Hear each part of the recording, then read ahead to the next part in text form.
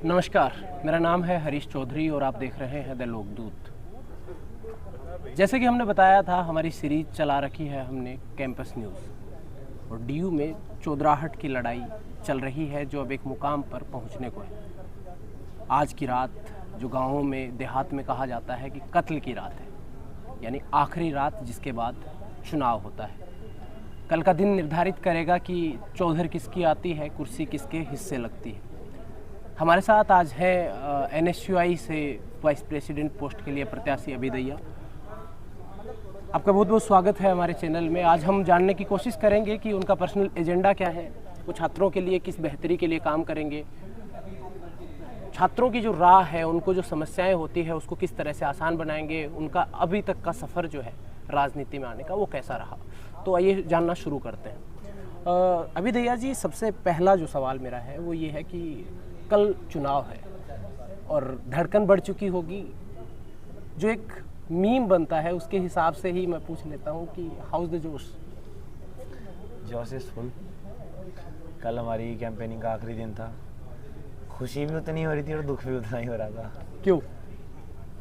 क्योंकि कई बार यूँ लगता है कि हाँ हमारा सफ़र पूरा हो रहा है, कई बार यूँ लगता है कभी ये सफ़र ये समय कम ना पड़ जाए और समय चाहिए था, जो कुछ चीज़ें रह गई वो पूरी कर लेते, कुछ समय और मिल जाता तो। किसी ने एक शेर कहा है कि कुछ अधूरी ख्वाहिशें ही तो जीने का मज़ा देती हैं। खैर, आप जो है वो NSUI की तरफ से वाइस प्रेसिडेंट, यानी जो सबसे बड़ा चौधरी होता है उसके जस्ट बाद की कुर्सी आपकी है। तो उस पर लड़ने के लिए आपका जो एजेंडा है, आपने जो रोड मैप बनाया है छात्रों के लिए, छात्राओं के लिए काम करने के लिए, कैंपस को बेहतर बनाने के लिए, डीयू को बेहतर बनाने के लिए, तो वो क्या है? सबसे पहले तो मैं आपको बता दूं कि मैं दयाल सिंह कॉलेज से पास आउट हूँ जी। दयाल सिंह कॉलेज में से हमारे कॉलेज में पानी की बहुत ज़्यादा समस्या है जी। हमने ग्रेजुएशन के समय पे ही प्रिंसिपल से, स्टाफ से लड़ाई करके वहाँ पे हमने वाटर कूलर रखवाने का, 2 वाटर कूलर रखवाने का काम किया था। जी। तो जैसे उसके छात्रों ने बताया हमें, छात्रों ने उन चीज़ों की तारीफ़ की जी। तो उस चीज़ से बहुत एक खुशी मिली, अंदर से एक अजीज़ चीज़ें महसूस हुई, एक प्रेरणा मिली। साथी हैं कुछ जानने वाले, कुछ ना जानने वाले, वो भी हमें मतलब एक बधाई देते थे कि भाई धन्यवाद करते थे। तो उन चीज़ों से लगा कि छात्रों की मदद करना, किसी इंसान की मदद करना एक बहुत बड़ी चीज़ है, एक बहुत अच्छी चीज़। तो इस कड़ी की शुरुआत वहाँ से हुई कि लोगों के लिए काम करके जो तसल्ली मिलती है उसके लिए आपने समाज सेवा का रास्ता चुना। तो इस बार जो आप चुनाव लड़ रहे हैं, इसमें मुख्य मुद्दे क्या हैं जिनको आप समाधान की तरफ लेकर जाएंगे? मुख्य मुद्दे ही मुद्दे हैं। पिछले 4 सालों से एक छात्र संघ है जो बैठा है सीट पर, गद्दी पर हमारे दिल्ली विश्वविद्यालय का जो सत्र है वो बढ़ा नहीं है, बढ़ने की बजाय वो घटा है। हमारे कॉलेज का हिंदू हॉस्टल है, हिंदू बॉयज़ हॉस्टल बहुत फेमस है, वो हॉस्टल बंद हो चुका है। जी। दिल्ली विश्वविद्यालय की जो शान है फेस्ट, जी, फेस्ट एक शान होते हैं। दिल्ली विश्वविद्यालय में फेस्ट हुए ही नहीं। हिंदू कॉलेज में फेस्ट हुआ। हिंदू कॉलेज में बच्चे प्रिंसिपल ऑफिस के बाहर 2 रात गद्दे बिछाकर सोए, जब जाकर फेस्ट का वहाँ पर निर्णय लिया गया, जब फेस्ट हुआ। हिंदू में तो अभी भी कुछ प्रोटेस्ट चल रहे थे। प्रोटेस्ट चल रहा है। प्रोटेस्ट वो इस चीज़ का है, उस फेस्ट से रिलेटेड ही ये प्रोटेस्ट है। बच्चों पर डिसिप्लिन कमेटी बिठा दी गई, उस कमेटी के कारण वो छात्र संघ चुनाव नहीं लड़ पाए। चुनाव क्यों नहीं लड़ पाए?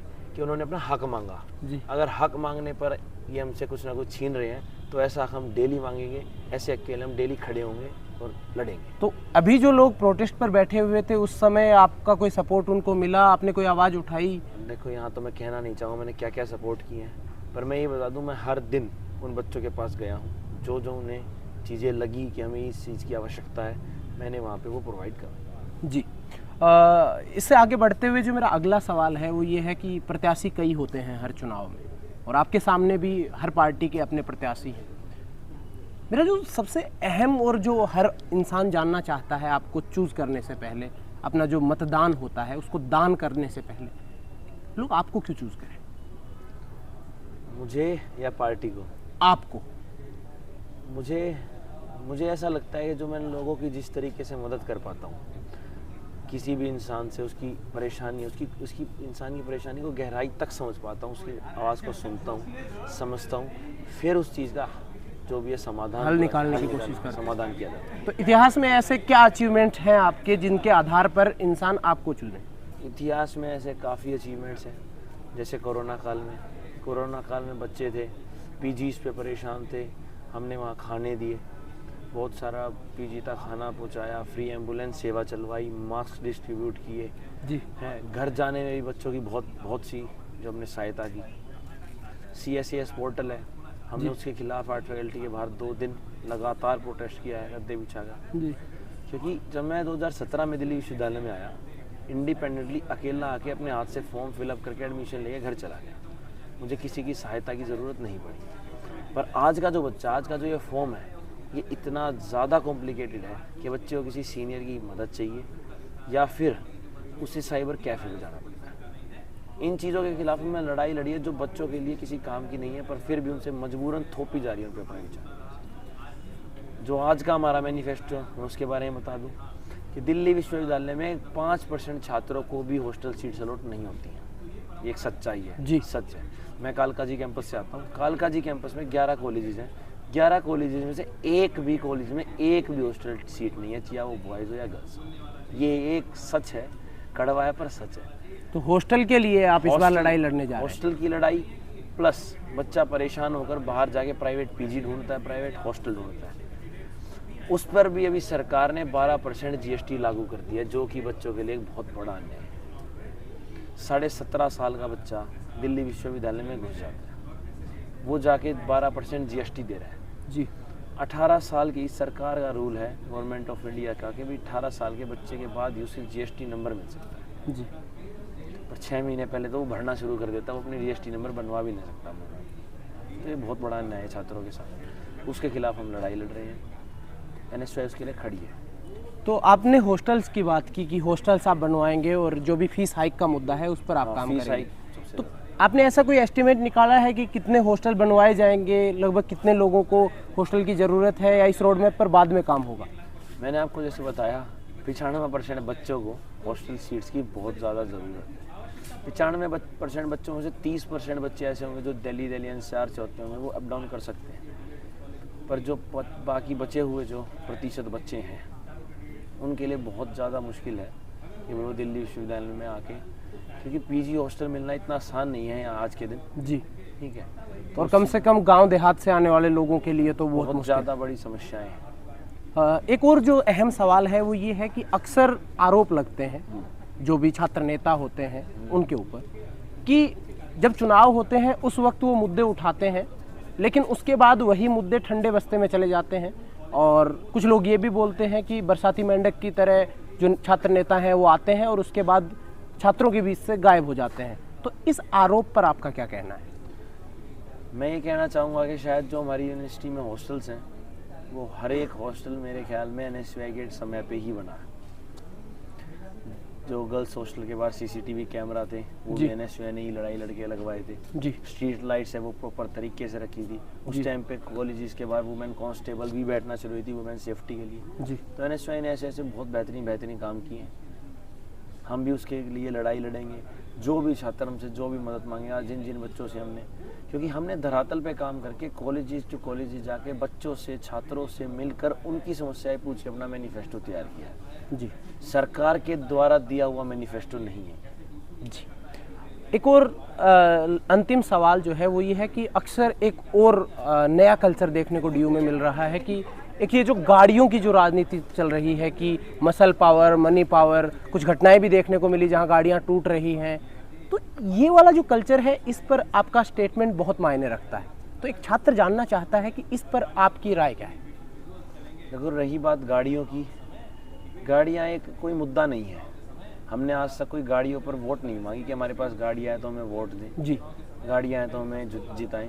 हमने मुद्दों की ही लड़ाई लड़ी है, मुद्दों पे ही लड़ाई लड़ी है जी।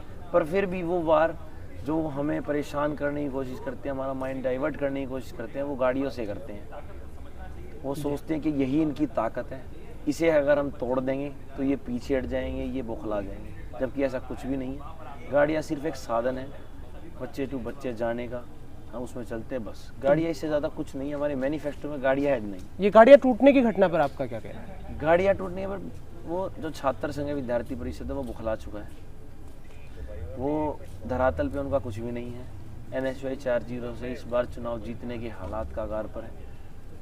वो उनके पास मेहनती कार्यकर्ता नहीं बचे हैं, कोई भी एक विचारिक मुद्दे नहीं बचे हैं कि वो यूँ बता सके कि हमारे पास ये मुद्दा है। मुद्दे की लड़ाई ही नहीं रही है उनकी।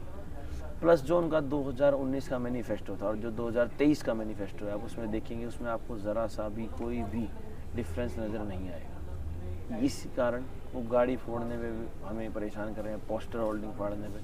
तो ये चीज़ें, उनका तरीका दूसरा हो गया है।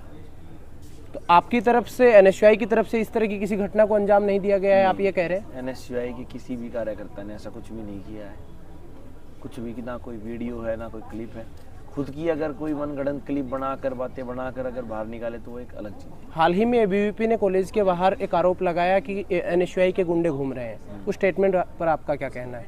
एनएसयूआई के गुंडे घूमते तो एनएसयूआई के छात्र संघ के कैंडिडेटों की कभी भी गाड़ियाँ नहीं फूटती, एबीवीपी की फूटती। अंतिम बात के रूप में आपकी छात्रों से अपील क्या रहेगी कल के चुनाव को लेकर?